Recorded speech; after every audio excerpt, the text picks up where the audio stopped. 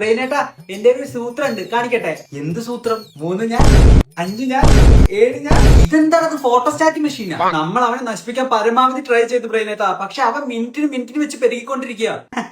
Unlimited reproduction mode activated. ഒന്നും അവസാനിച്ചിട്ടില്ല രാമ, എനിക്ക് ഇനിയൊരു ഭാഗം കൂടെ ഉണ്ട്. ഞാൻ വിളിച്ച അവൻ വരും. എന്നാ വരാൻ പറയടാ അവനോട്, ഞാനൊന്ന് കാണട്ടെ. കീമോ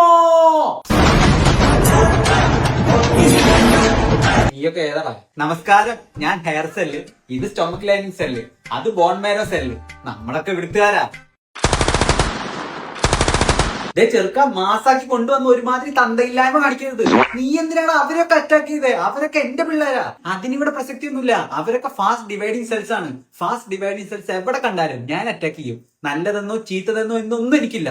ബിക്കോസ് ഞാൻ ഇങ്ങനെയാണ്. ഓ, അപ്പൊ അതുകൊണ്ടാണല്ലേ കീമോ ചെയ്യുമ്പോ മുടി കൊഴിയുന്നതും ഛർദി വരുന്നതും ഇമ്മ്യൂണിറ്റി കുറയുന്നതും ഒക്കെ.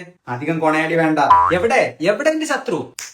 കൊച്ചേർക്ക, നീ വലിയ ഡോണാണെന്നൊക്കെ കേട്ടു. നിനക്ക് ധൈര്യം ഉണ്ടെങ്കിൽ കൂടുതൽ പ്രവൃത്തി, കുറച്ച് സംസാരം, അതാ എനിക്കിഷ്ടം. ഹോ, മാസ് തന്നെയല്ലേ ഏട്ടായി.